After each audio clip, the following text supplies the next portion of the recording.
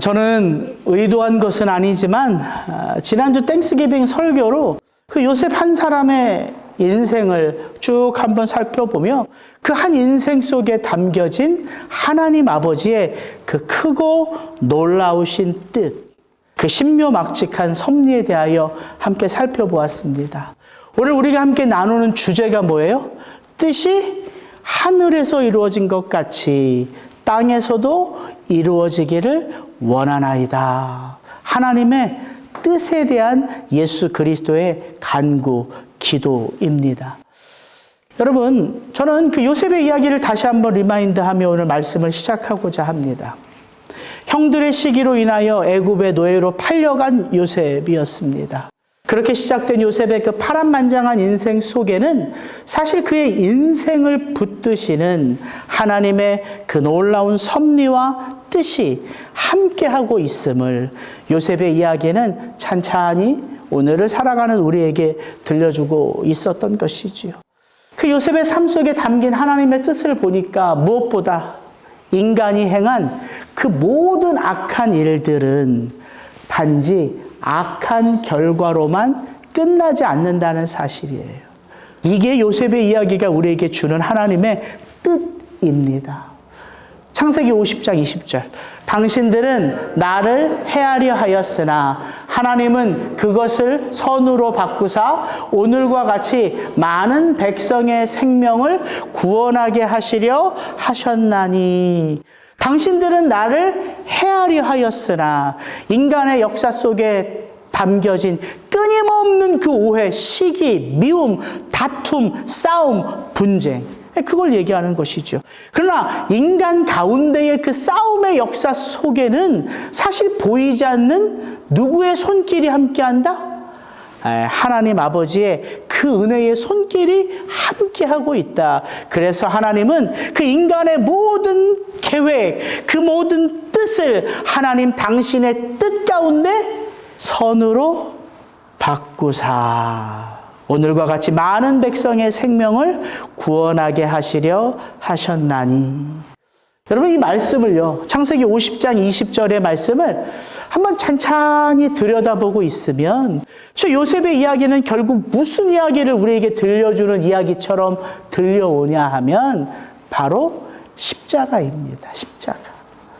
보면 볼수록 그게 제 눈에는 선명하게 보여지더라고요. 여러분, 죄로 물든 이 세상 속에 죄인들이 원했던 한 가지가 무엇입니까? 이 세상을 구원하러 오신 그 한 사람 예수 그리스도를 십자가에 못 박는 것이죠.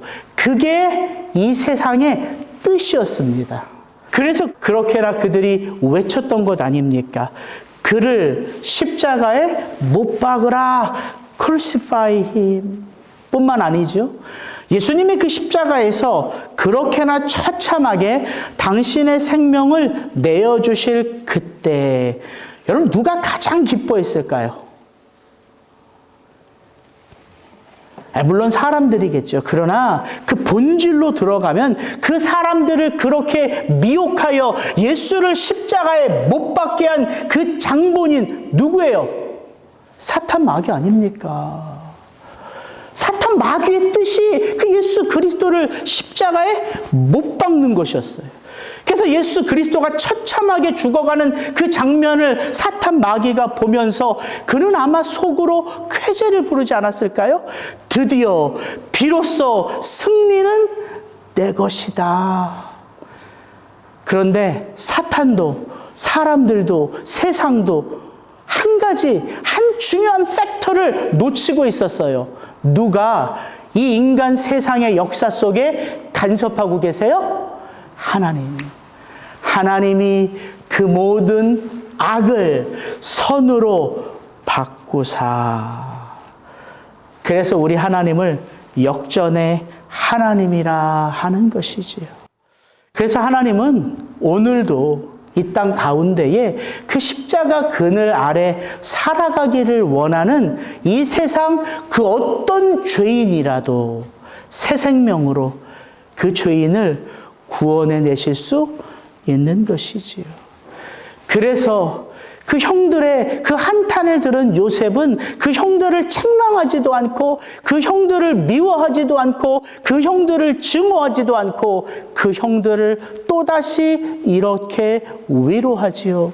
내가 당신들에게 하나님을 대신하리이까. 간곡한 말로 그 형들을 위로하였더라. 여러분, 이게 한 인생 속에 담겨진 하나님 아버지의 뜻입니다.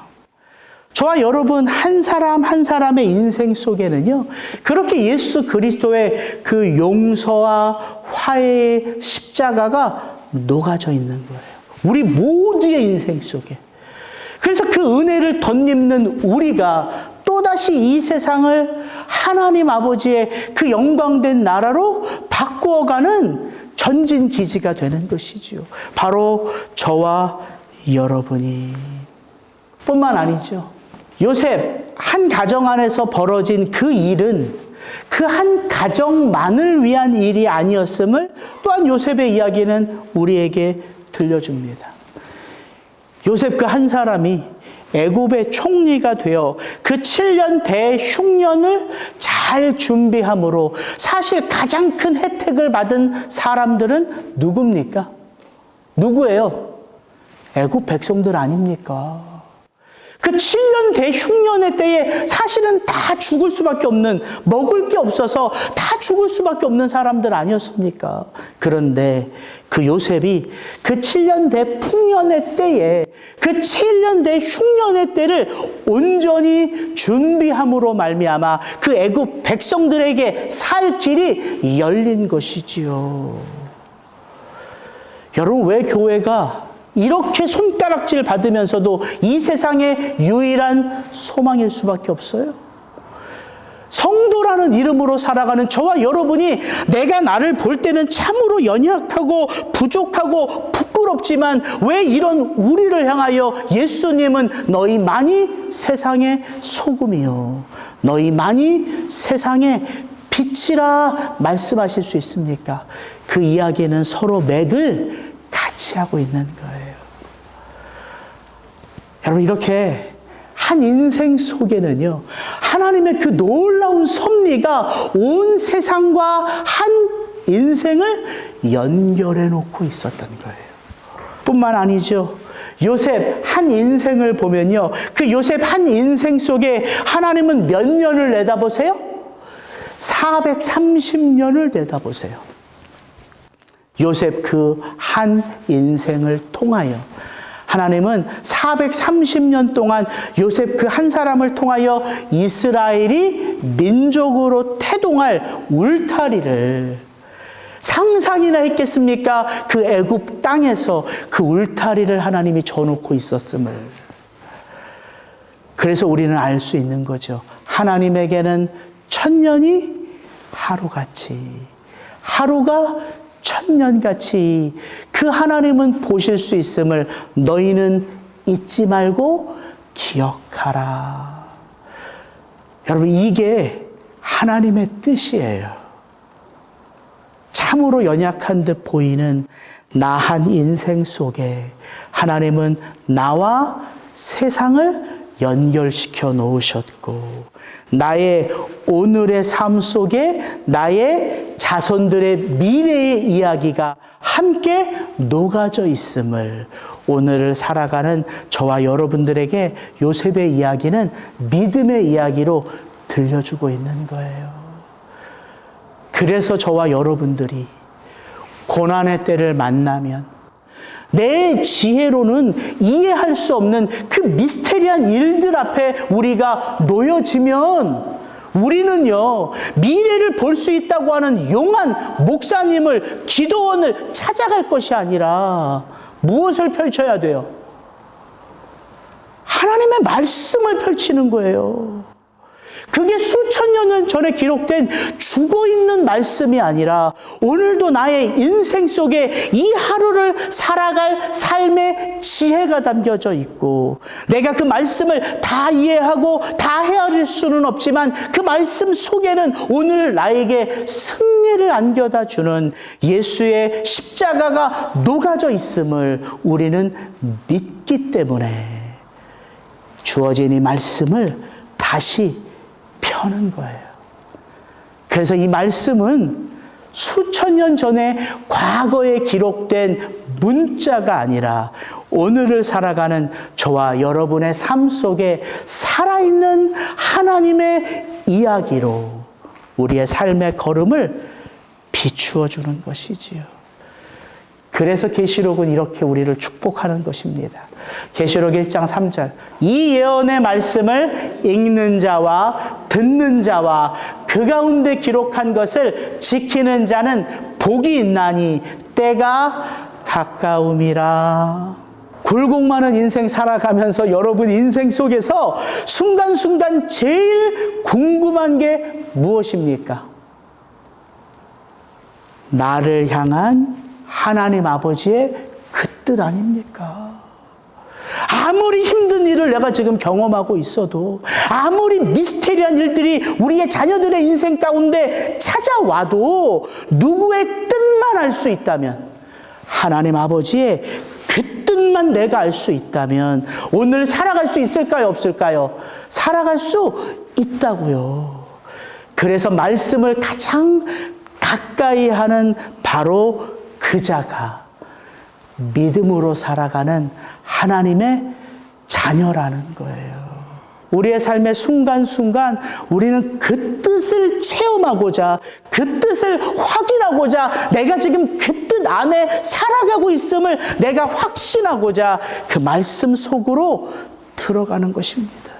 그 안에 생명이요, 폭포수같이 우리의 삶을 쏟아붓고 있기 때문에, 은혜의 담비로 쏟아붓고 있기 때문에 그 말씀을 떠나서는 결코 평안함은 얻을 수 없다는 것이지요. 그런 의미에서 오늘 주기도문의 세 번째 간구 같이 한번 읽어봅니다. 하나님 아버지의 그 뜻이 하늘에서 이루어진 것 같이 땅에서도 이루어지다.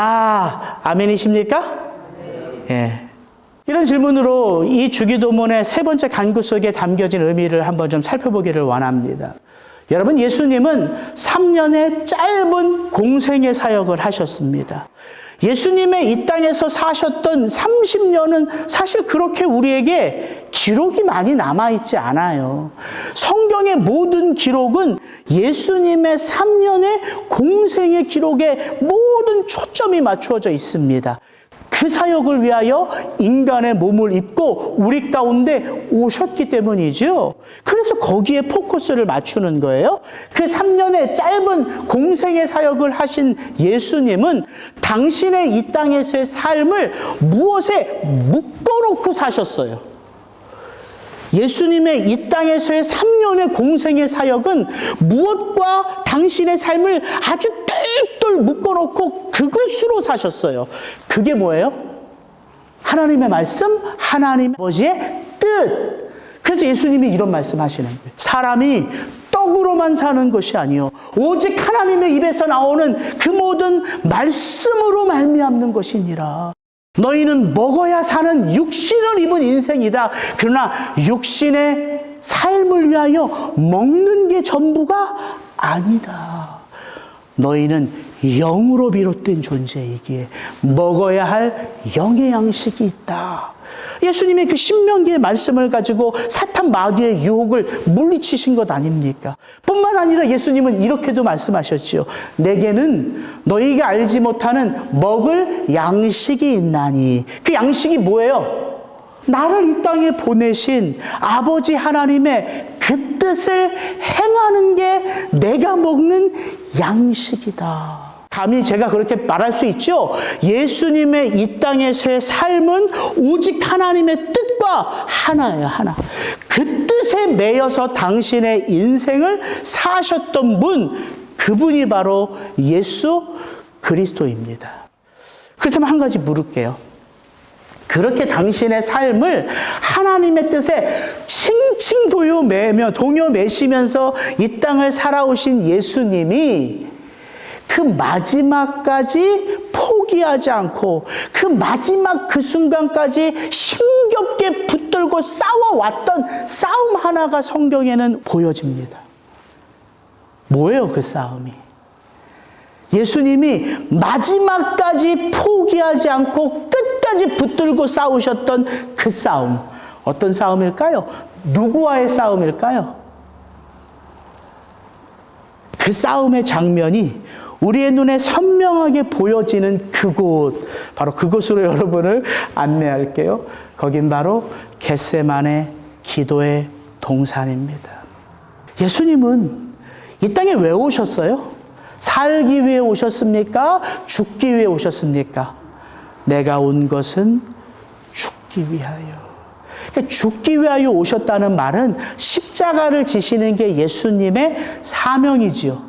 그 예수님의 그 사명은 창세 전에 이미 예견된 사명이에요. 그리고 예수님은 친히 이 땅에 오셔서 그 십자가를 지시는 사명을 향하여 그 때를 위하여 묵묵히 한 걸음 한 걸음 옮기셨어요. 그러면 겟세마네 동산에서 예수님이 그 십자가를 지시기 바로 마지막 전에 굳이 그 사명을 가지고 싸우실 이유가 있을까요? 없을까요? 없지요. 창세 전부터 그게 내 사명인 걸 아셨고 이 땅에 오셔서 공생의 사역을 하면서도 오직 그때를 위하여 믿음의 한 걸음 한 걸음을 옮기셨어요. 근데 마지막 그 순간까지 예수님이 포기하지 않았던 싸움의 대상은 사탄 마귀가 아닙니다. 그 잠들어 있는 제자들이 아니었어요. 예수님이 마지막까지 싸웠던 대상은 누구입니까? 자기 자신이었어요. 이걸 놓치면 안 돼요. 자기 자신. 자기 자신의 무엇과 내 뜻과 아버지의 뜻과의 치열한 영적 전투였다고요. 아버지, 할 수만 있다면 이 잔이 내게서 옮겨지게 하옵소서. 그러나 나의 원대로 마옵시고 아버지의 원대로 하옵소서. 여러분, 예수님은 이 기도를 어떻게 드리셨다고 누가는 우리에게 말합니까? 예수께서 힘쓰고 애써 더욱 간절히 기도하시니 땀이 땅에 떨어지는 핏방울같이 되었더라. 여러분, 복음서 그 어디에 예수님이 사탄 마귀와 이렇게 싸운 적 있으면 한번 찾아와 가지고 와보세요.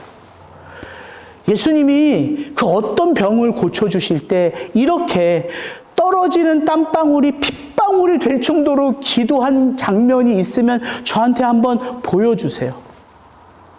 없습니다. 예수님은 말씀으로 고치셨고요. 말씀 한마디로 귀신을 쫓아보내셨습니다. 그들은 예수님과 싸움의 대상이 될 수가 없어요. 그런 예수님이 마지막까지 싸웠던 대상이 자기 자신이었다면, 자신에게 주어진 사명이었다면, 우리는 오늘 구원받은 하나님의 자녀로 어떻게 이 땅을 살아가야 될지 예수님의 모습이 우리에게 도전하고 있는 것 아닙니까? 그래서 예수님이 기도하라 말씀하신 이 세 번째 간구, 뜻이 하늘에서 이미 다 이루어진 것처럼 지금 너의 삶, 나의 삶 가운데 이루어지기를 원하나이다 하는 기도는 사실 그렇게 쉬운 기도다? 아니다. 아니다. 여러분, 참요, 하나님의 뜻처럼 말하기 쉬운 것도 없고 지켜내기 어려운 것도 없어요. 우리는 뭐 하다가 정말 이게 불가능한 일이다 생각하면 쉬 단념하죠. 그러면서 겉으로는 이렇게 내뱉어요. 그게 하나님의 뜻인 것 같아. 뭐예요? 나로서는 어찌할 수 없다는 포기 아닙니까? 우리의 입에 너무 쉽게 내뱉어져요. 그 뜻이. 그런데 그 뜻은 사실 내게 밝히 드러나도 이 세상을 살아가는 내가 그 하나님의 온전하신 뜻을 온전히 행하기는 쉽다, 어렵다? 어렵다.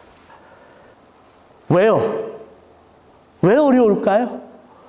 예수님도 그 뜻을 이 땅에서 이루어내시기 위하여 이런 삶을 사셨다는 게 핵심이에요. 잘 보십시오. 예수님이 왜 이렇게 땀방울이 땅에 떨어지는 핏방울처럼 기도하며 그 십자가의 사명을 이루셨을까요? 무엇을 위하여? 어떤 나라가 이 땅을 살아가는 죄인들의 인생 가운데 들어오도록 그 문을 여시기 위하여 하나님의 나라 아닙니까? 하나님의 나라.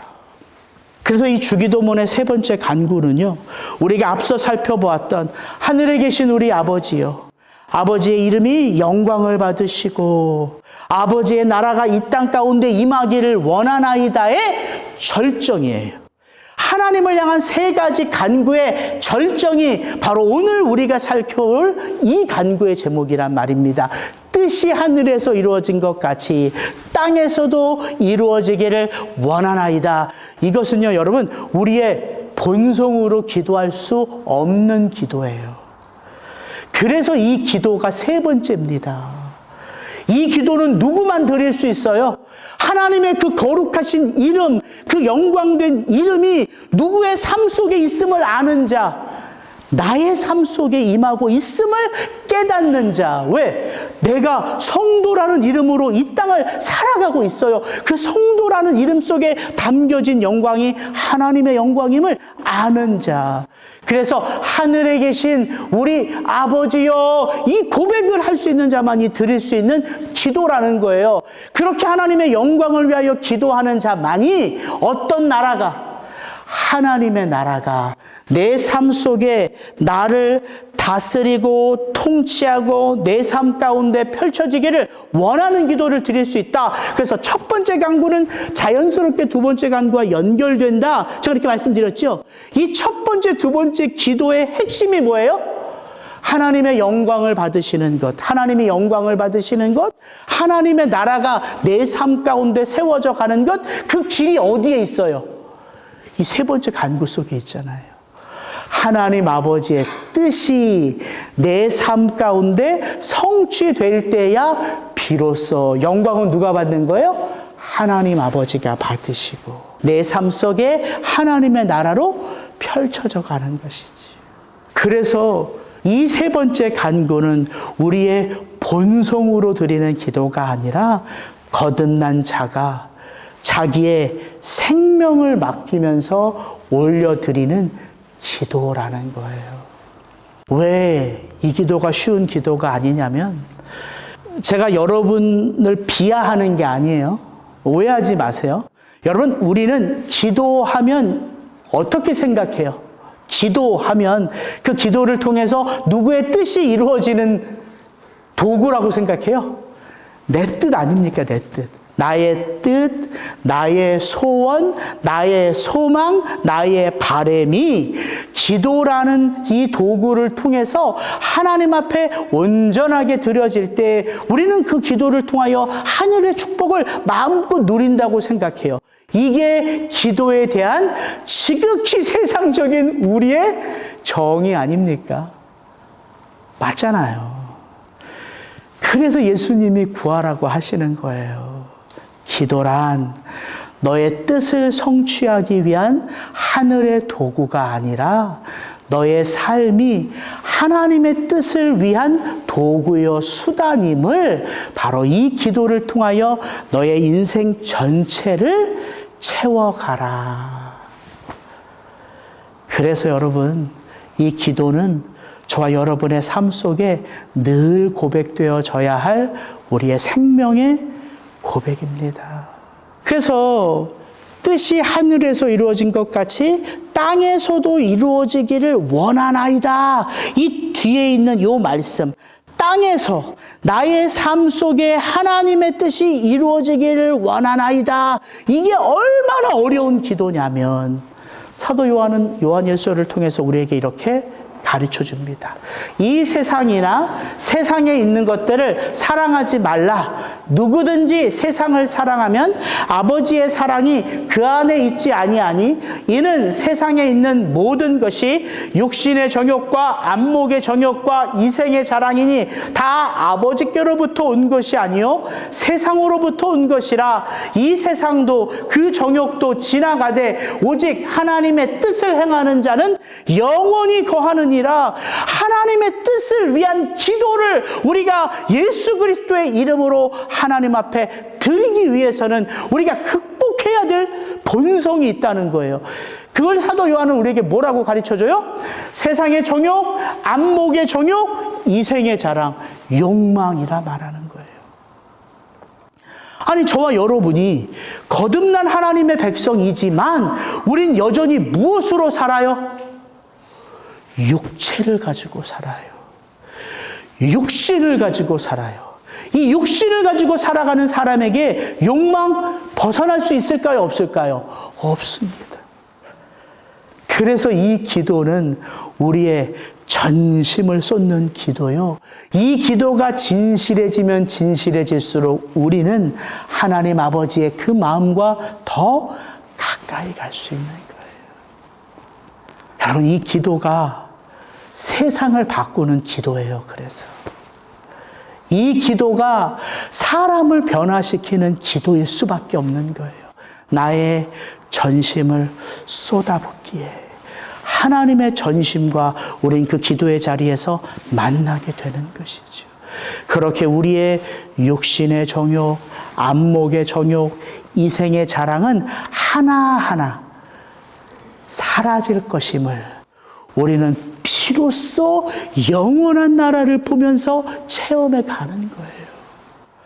그래서 물질의 노임을 받는 거예요. 여러분, 죽는 마지막 그 순간까지 놓지 못하는 게 물질인데요. 죽음의 임종 앞에서는 그 물질을 놓을 수밖에 없는 게 인생이에요. 그래서 모든 인생은요, 죽음 앞에서 그 손이 펼쳐져요. 손이 펼쳐져요. 제가 한번 얘기하지 않았나요? 저희 아버님이 고혈압으로 쓰러지셔서 오른쪽 반신불수, 오른쪽을 못 쓰세요. 그래서 오른손이 항상 이렇게 굽어지세요. 이게 피가 안 통하니까. 그래서 제가 어렸을 때 아버지 옆에서 이렇게 자면서 이게 그렇게 저는 불쌍한 거야, 우리 아버지가. 아니, 이쪽 손은 이렇게 피시는데 이쪽 손은 항상 굽어져 있어. 그래서 제가 아버지의 손을 항상 이렇게 폈어, 어렸을 때. 내가 이렇게 하면은 펴지리라. 그러면서 기도하는 마음으로 계속 아버지 손을. 이게 펴졌다가 이렇게 돼요. 이렇게. 근데 아버지가 돌아가셨는데요. 그 아버지의 오른손을 제가 이렇게 탁 댔는데요. 그 손이요, 펴져 있더라고요. 저는 뭔가 저에게 주시는 하나님의 메시지라고 생각했어요. 아무리 움켜쥐려 해도요, 마지막 그 죽음 앞에서 우리는 그 손을 펼 수밖에 없어요. 그게 인생이에요. 이 세상 그 모든 것, 내가 쥐고 있는 그 모든 것의 주인이 내가 아님을 하나님은 밝히 보여주는 것이죠. 그래서 이 기도를 우리로 드리게 하시는 이유는, 여러분 잘 생각해 보세요. 하나님의 그 완전하신 뜻이 하늘의 영역에서는 완전하게 성취되어 있습니다.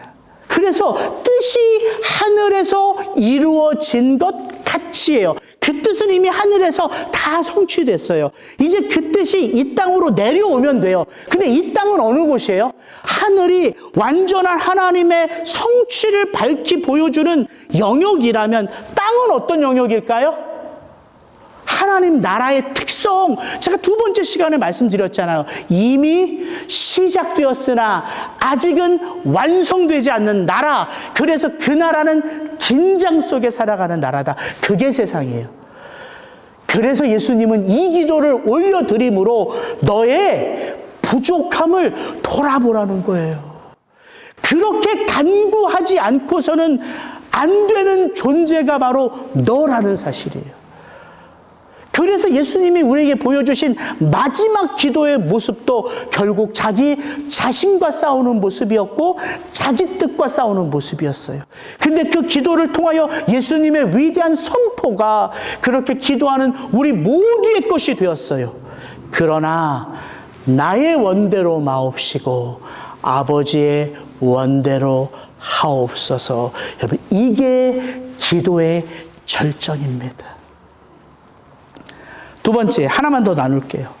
이 뜻이 하늘에서 이루어진 것 같이 땅에서도 이루어지이다. 이 간구를 예수님은 땅에서 그 뜻이 이루어지기를 구하라 가르치신 게 아니라 먼저는 선명하게 그 앞에 단서가 하나 있죠. 그 단서가 뭐예요? 이미 하나님의 그 뜻은 성취되었다, 안 되었다? 성취되었다. 그 기도예요.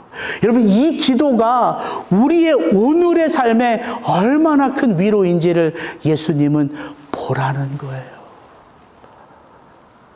왜냐하면 긴장 속에 살아가는 이 세상 속에 나는 나의 삶 속에 일어나는 모든 일들을 다 알아요, 몰라요? 몰라요. 우리 자녀들의 인생 속에 찾아오는 모든 일들을 다 알아요, 몰라요? 몰라요. 그런데 우리는 여전히 믿음으로 기도할 수 있어요. 왜? 나를 향하고 우리 가정을 향하고 우리 교회를 향한 하나님 아버지의 그 뜻은 이미 성취되었음을 십자가 안에서 믿을 수 있는 믿음이 저와 여러분에게 주어졌기 때문이에요.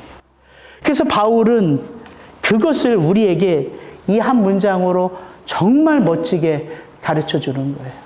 로마서 8장 28절부터 32절인데 제가 한번 읽어드릴 테니까 여러분 한번 잘 들어보십시오. 우리가 알거니와 하나님을 사랑하는 자 곧 그의 뜻대로 부르심을 입은 자들에게는 모든 것이 합력하여 선을 이루느니라. 하나님이 미리 하신 자들을 또한 그 아들의 형상을 본받게 하기 위하여 미리 정하셨나니 이는 그로 많은 형제 중에서 맏아들이 되게 하려 하심이니라. 그런즉 이 일에 대하여 우리가 무슨 말을 하리요? 만일 하나님이 우리를 위하시면 누가 우리를 대적하리요? 자기 아들을 아끼지 아니하시고 우리 모든 사람을 위하여 내어주신 이가 어찌 그 아들과 함께 모든 것을 우리에게 주시지 아니하겠느냐. 위대한 믿음의 선포입니다. 너희는 무엇을 받았다? 누구를 받았다? 하나님 아버지가 가장 사랑하시는 독생자 예수 그리스도를 받은 자인데, 여러분, 이게 십자가의 승리 아닙니까?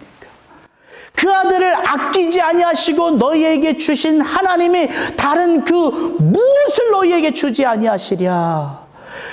그러므로 그 하나님을 사랑하는 자, 그 모든 자들의 삶 속에는 모든 일들이 합력하여 선을 이루느니라. 여러분, 요셉의 이야기와 상통하지 않습니까? 하나님이 그 모든 악을 선으로 바꾸사. 그래서 복음인 거예요. 요셉 이야기 속에 복음이 담겨져 있는 거예요. 여러분, 저와 여러분의 인생 속에 일어나는 일들이요, 그 일들이 악하게 보이고 나를 해코지 하는 일처럼 보이고 나를 불행하게 하는 일처럼 보이고 나를 손해보게 하는 일처럼 보이고 내 인생을 더디가게 보이는 그 모든 일들 속에도 하나님의 뜻이 담겨져 있다. 하나님은 그 모든 일들을 통하여 합력하여 선을 이루어내세요. 그래서 우리는 주기도문의 세 번째 간구를 통하여 뭘 배울 수 있냐면 소망 가운데 기다릴 수 있는 인내를 배울 수 있는 거예요. 인내. 소망 가운데 기다릴 수 있는 인내. 그래서 세상은 우리가 싸워서 이겨내 정복해야 할 곳이 아니에요. 용서하고 기다려주고 참아주며 그들 또한 하나님 아버지의 그 나라를 같이 누리는 자들로 우리가 손 내미는 곳이 되는 거예요. 그래서 우리는 주기도문의 이 세 번째 간구를 통하여 하나님을 신뢰하는 법을 배우게 돼요. 행여나 지금 여러분의 인생 가운데 여러분의 지혜로는 다 이해할 수 없는 일들이 있다면 한번 이렇게 정말 여러분 자리에 착 앉으셔가지고 곰곰이 주기도문을 떠올리며 이 세 번째 간구를 여러분의 마음을 다하여 하나님 앞에 올려드려 보세요. 아버지, 당신의 뜻이 하늘에서 이루어진 것 같이 지금 나의 삶 속에 이루어지기를 원하나이다. 그러면서 잠시 마음을 열고 그 하나님이 주시는 메시지를 한번 담아내 보세요. 놀라운 위로가 하늘로부터 여러분에게 임할 것입니다. 그래서 바울은 이렇게 우리를 위로하는 거예요. 빌립보서 1장 12절 13절에 보면 그 감옥에 있는 바울이요, 감옥 밖에 있는 빌립보 성도들을 이렇게 위로해요. 감옥 안에서. 형제들아, 내가 당한 일이 도리어 복음 전파의 진전이 된 줄을 너희가 알기를 원하노라. 여러분, 이것이 바울 사도의 믿음의 고백일 뿐만 아니라 저와 여러분의 인생의 고백이 되기를 주의 이름으로 축복합니다. 내가 당한 일이 도리어 하나님의 그 뜻을 세상 가운데 전할 복음 전파의 진전이 되기를 너희가 알기를 원하노라. 저는 이 말씀으로 오늘 설교를 마무리하고 싶어요. 우리가 너무 잘 아는 로마서 12장 1절 2절 먼저 한번 같이 읽어볼게요. 시작. 그러므로 형제들아, 내가 하나님의 모든 자비하심으로 너희를 권하노니 너희 몸을 하나님이 기뻐하시는 거룩한 산 제물로 드리라. 이는 너희가 드릴 영적 예배니라. 너희는 이 세대를 본받지 말고 오직 마음을 새롭게 함으로 변화를 받아 하나님의 선하시고 기뻐하시고 온전하신 뜻이 무엇인지 분별하도록 하라. 사도 바울은요, 하나님의 온전하시고 기쁘신 그 뜻을 알라고 하지 않습니다. 뭐라고 말해요? 분별하라고 해요. 뉘앙스가 좀 다르지 않습니까? 너희는 하나님 아버지의 너희를 향한 그 온전하시고 기뻐하시는 그 뜻을 성경을 펴서 밝혀 찾아내라는 게 아니라 뭐라고 말해요? 너희 몸을 하나님이 기뻐하시는 거룩한 산 제물로 드려라. 그게 너희가 마땅히 드릴 영적 예배니라. 그 예배를 드리면 어떤 눈이 열린다는 거예요? 지금 내가 살아가는 이 땅 가운데에, 지금 나에게 닥친 이 일 가운데에 하나님의 뜻이 무엇인지를 분별할 수 있는 능력이 주어진다, 주어지지 않는다? 주어진다. 그게 예배의 권능입니다. 왜요? 그 예배는 살아있는 하나님 앞에 이 부족한 내가 산 제물이 되어 올려드리는 나의, 우리의 전심이기 때문입니다. 이런 예배 여러분 드리고 싶지 않으십니까? 이렇게 예배하는 자들의 삶 속에 하나님의 뜻은 임하고 성취되며 그 나라는 확장되어 간다는 거예요. 우리의 사운드 예배가 그렇게 살아있는 하나님을 향하여 살아있는 산 제물로 드려지는 저와 여러분의 전심의 예배일 수 있기를 주의 이름으로 축복합니다. 같이 기도하시겠습니다.